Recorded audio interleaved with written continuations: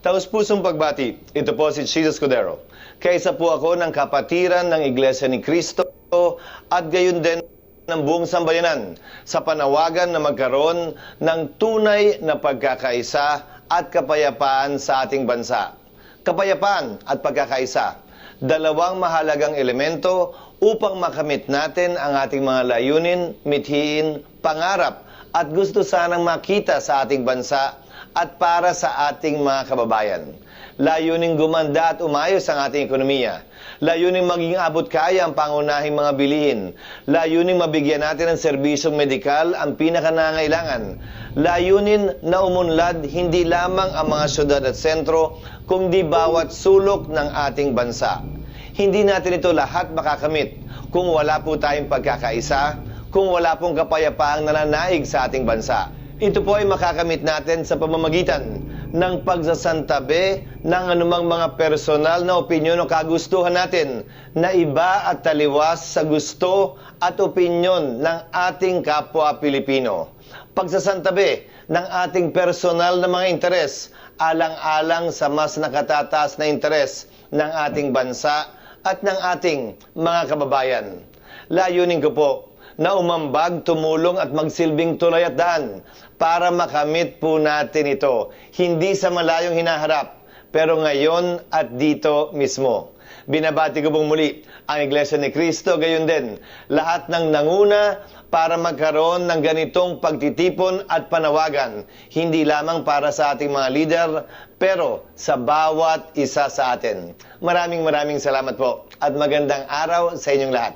Maraming salamat po sa pamunuan ng Iglesia ni Cristo, sa pamumuno ni Ka Eduardo Manalo sa peace rally na ito.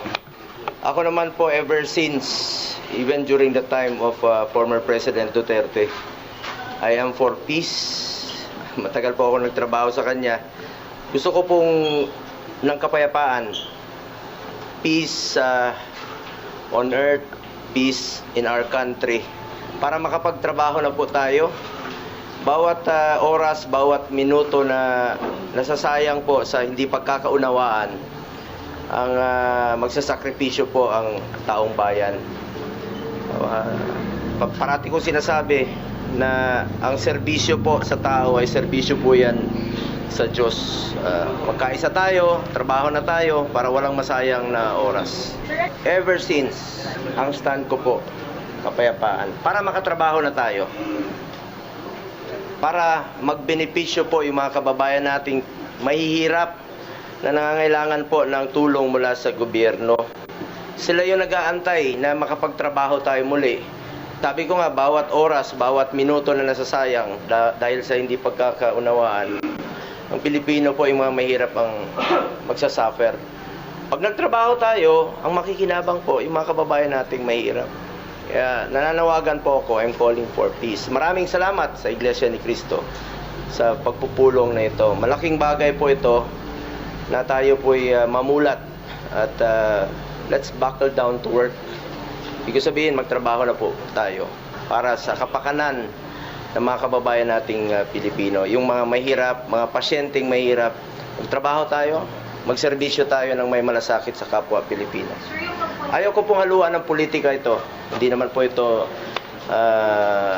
pagpupulong tungkol sa politika. Para makiisa sa ating mga kapatid sa Iglesia ni Cristo at saka sa ibang mga andito ngayon. May nakita natin, may mga Muslim, may mga Katoliko, may mga iba-ibang mga relihiyon na andito ngayon. Tayo nakikiisa sa ginagawang National Rally for Peace. Ito namang rally nito ay ginagawa para sa kapayapaan, di ba? Lahat tayong Pilipino ay umaasa na makamit ang kapayapaan. So, andito tayo para suportahan yung rally for peace. Well, correct. As said by no less than the President himself. Diba? Na huwag muna ang asikasuhin itong impeachment at mag-focus muna tayo sa mga ibang priorities, mga problema ng ating bansa. Like problema ng kahirapan and other, many more issues na dapat natin na i-resolve. So, andito tayo para magsuporta. Ay parang Maaantala lang po ang kaunlaran natin dito sa impeachment at malinaw din po ang sinabi naman ng Ombudsman. Napakalinaw po ng sinabi ng Ombudsman na wala silang nakikitang mali sa ginawa ng pangalawang Pangulo. Ito po ay talagang malinaw na politika at yan naman po ay hindi kabigla-bigla dito po sa ating bayan, hindi na po tayo nag-mature pagdating sa politika. Kaya ito po sana, ito pong pagkakataon nito na pinagbubuklod po tayo ng Iglesia ni Cristo, hindi naman po ito usapin ng religion. Ito po ay sama-sama tayo bilang mga Pilipino. Nandito po ako bilang isang Muslim. Ako po ay sumusuporta sa hakbangin nito. Panahon na po para tigilan na po natin ang napakaagang politika. Kaya po 2025 pa lang nagkakaganito na tayo. Kaya sana po itong hakbangin na ito, suportahan po natin. Po, ang lungsod ng Maynila po ay ang host city po para sa ating National Rally for Peace. Kami po ang nahingan po ng koordinasyon ng ating pong mga kapatid na sa gayon po ay maging payapa po itong ginagawa nating National Rally for Peace.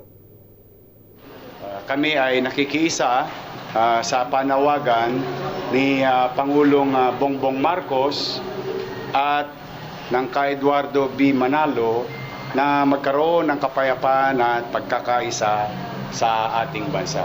Na siya na naman din layunin ng maraming liderato sa buong bansa. Na magkaroon ng panatag na pamumuhay ang tao dahil sa pagkakaisa at kapayapaan. So kami ay nagtungo rito upang makiisa sa Iglesia ni Cristo at sa ating mga kapatid na nagtungo rito sa Luneta Grandstand, Burnham Green, and up to Lapu-Lapu statue, hanggang doon sa Top Avenue dito sa Maynila. Isang mapagpalang araw sa aking mga mahal na kababayan. Taus-puso akong bumabati sa lahat ng lumahok sa malawakang Peace Rally ngayong araw. Ito ay isang makapangyarihang pagpapakita ng pagkakaisa at pananampalataya na ang tanging hangad lamang ay kapayapaan tungo sa kaunlaran ng ating bansa.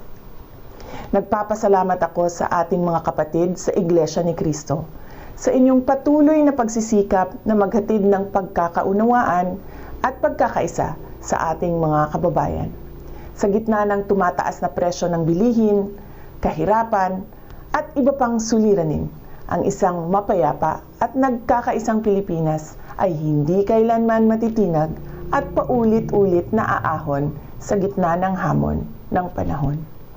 Muli, sa aking mga kababayan, maraming salamat sa inyong malasakit sa bayan.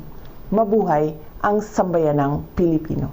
Pati ko ang ating mga kapatid na Iglesia ni Cristo sa kanilang National Rally for Peace sa araw na ito.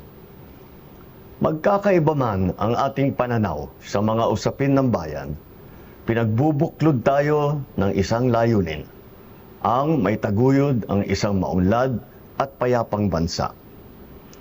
Nawa po ay magbunga ng higit na pagkakaisa at pagkakaunawaan sa ating bayan ang pagkikilos na ito. Nais ko ring ipaabot ang taus-pusong pasasalamat sa mga kapatid sa Iglesia ni Cristo sa patuloy ninyong pagsuporta sa administrasyong ito. Sa lahat ng pagsubok na hinaharap ng bansa, lagi kayong nakaalalay, tumutulong at nakikiisa. Marami pong pagsubok ang ating kinakaharap at marami pang haharapin, mga balakid sa paglalakbay tungo sa isang maaliwalas at maunlad na bukas na dapat malampasan. Ako'y naniniwala na tayo ay may pagkakaisa, may malasakit sa kapwa, at may pagmamahal sa bayan. May tiwala sa kakayahan at higit sa lahat, may pananalig sa may kapal.